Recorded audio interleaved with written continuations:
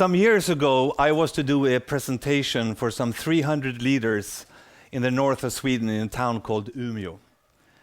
Leaving my house that morning, I did not know that that would be the last day that I would ever do a presentation on customer service and service leadership. And the reason for that was waiting for me outside of the airport when I arrived. Now here's my story. Coming out from the terminal with my wheeled bag, I was heading for the taxi area. There were no cabs in there, but I was not in a hurry, so I was standing there and waiting for a cab to come up. And suddenly this guy sneaks up from behind and picks up my bag, my wheeled bag with my computers and stuff like that. And I look at him and says, "Sorry, that's my bag." And he says, "Follow me." It sounded like the Russian mafia. I thought, did I go to the right airport? I'm sorry, I'm gonna take a cab to the city. And then he says, "Listen, I drive the airport bus. It's much better to take the airport bus. There's no cabs here," he said, and smiled up to his ears. And I thought, is it somebody on drugs that stole a bus, or what is this? And I said, "No, thank you, I'm gonna take the cab." "Listen, I will give you nice people, and I will give you some sightseeing, and I offer you Persian music." And then he smiled again. "It's only 35 crowns, he said. And I got really curious, what is this? So I said, okay, why not? So he picked up my bag, and I just followed him aboard the bus. I paid my 35 crowns, and I put myself way up front, because I really wanted to check out this guy. After he got my money, he went out from the airport bus and started to collect cards that everybody just left when they entered the bus. And he was really working hard and putting all these cards in where they should be. And he came back on board the bus and he said, "It's got to look nice when people come to our city. It can't look like this," he said. And I thought, that's an unusual bus driver. And the bus was filling up with people. And then I got to see them. 6 beautiful ladies, well dressed in skirts and high heels. It was like a little group, like a conference group. They all looked like they were from the head office, out there raiding a branch office somewhere up in the north. And there were 6 ladies, all of them had like wheeled bags. And the leader was the first one. She looked like General Patton because she pointed with her whole hand, and everybody was following her with their wheeled bags. So they were, coming up to the taxi line, and he went out again. And I heard all this because I was sitting up in the front. "Let go of my bag," one lady said. And he started the routine again with all the Persian music and all that stuff. And one of the ladies, probably somebody in finance, said, "Well, that's great, but we're 6 people and we would take a big taxi. That would be better for us." And then he said, "I will give you a special price. Welcome on board." And he took 2 bags and just walked away. And they went, and then they took their bags and they followed him onto the bus. It was really nice to see him first, General Patton, and the 5 others coming after him with their wheeled bags. And they went up to the bus in the middle. Now this story starts because one of the lady, probably the one in the finance department, comes up to pay. So she puts her credit card on his little counter, and she says, like, 6 people to the central of Umeå, and it should be a special price, she said. And I thought, she's a finance director from the head office or something like that. And he looks at the card and he says, "Oh shit." And she said, "What? I'm not supposed to take just those cards.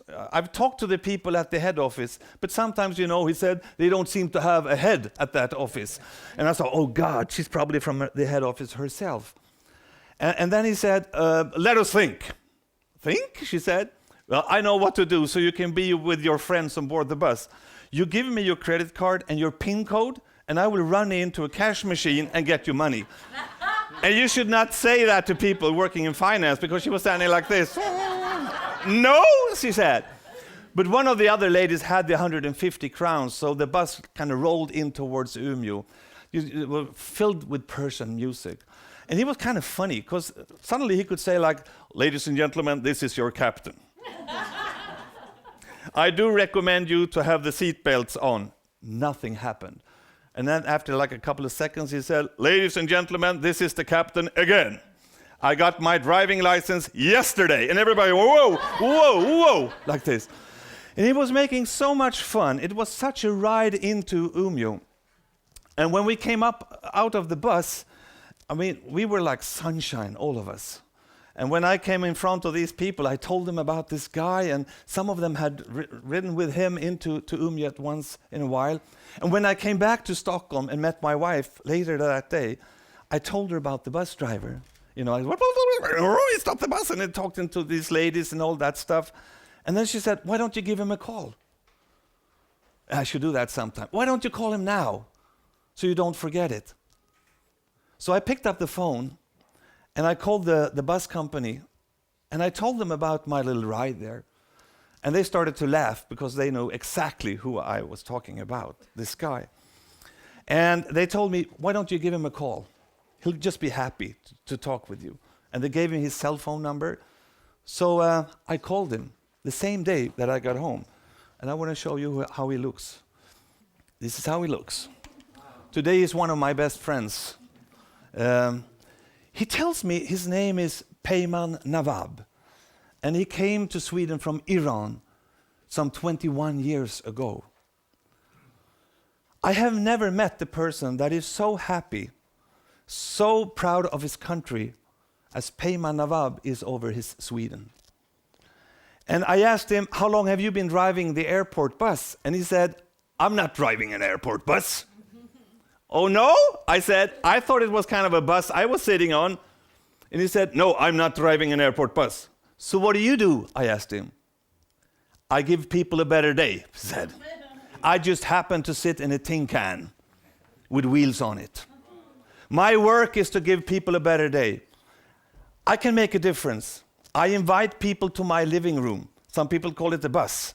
I give them nice music. I have flowers up here in front. I see to it that it's clean. So I don't drive an airport bus.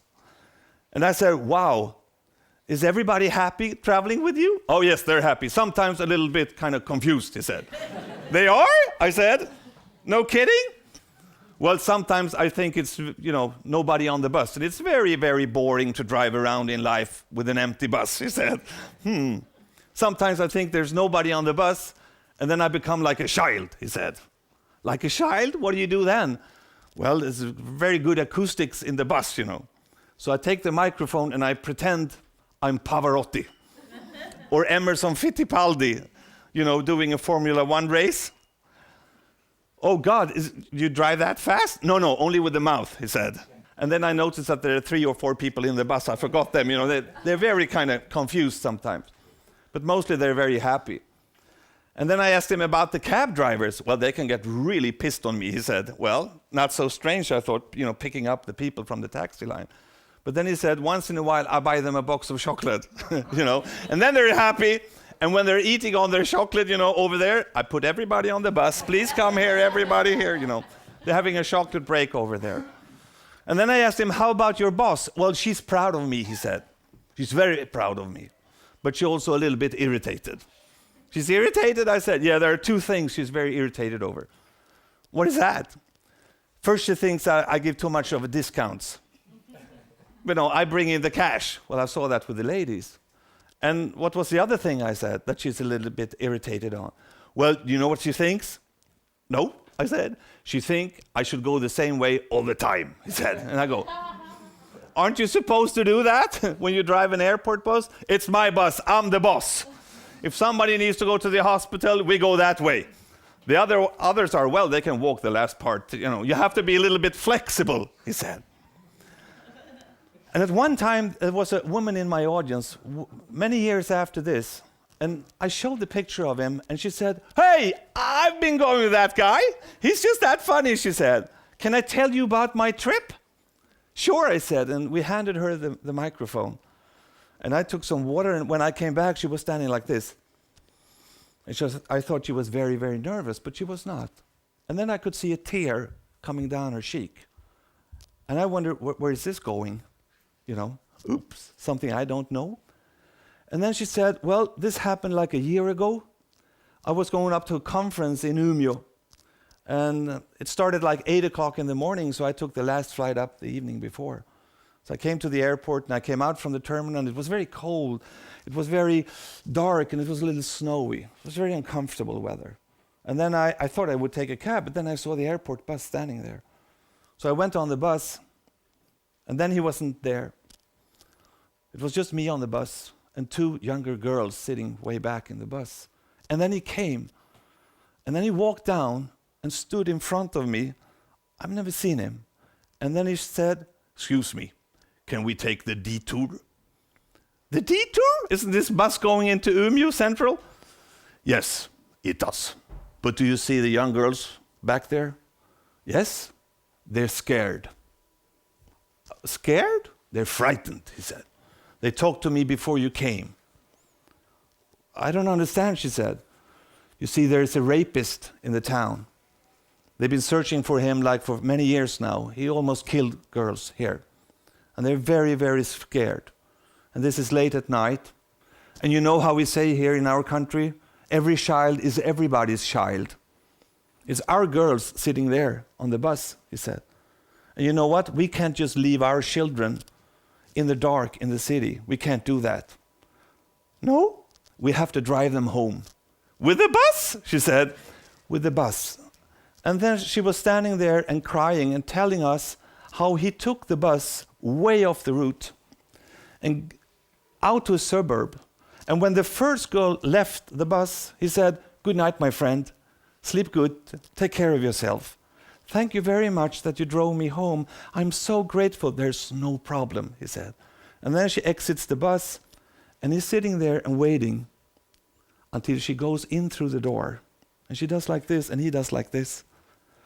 And then he goes to the next girl's house. He stays, same thing again.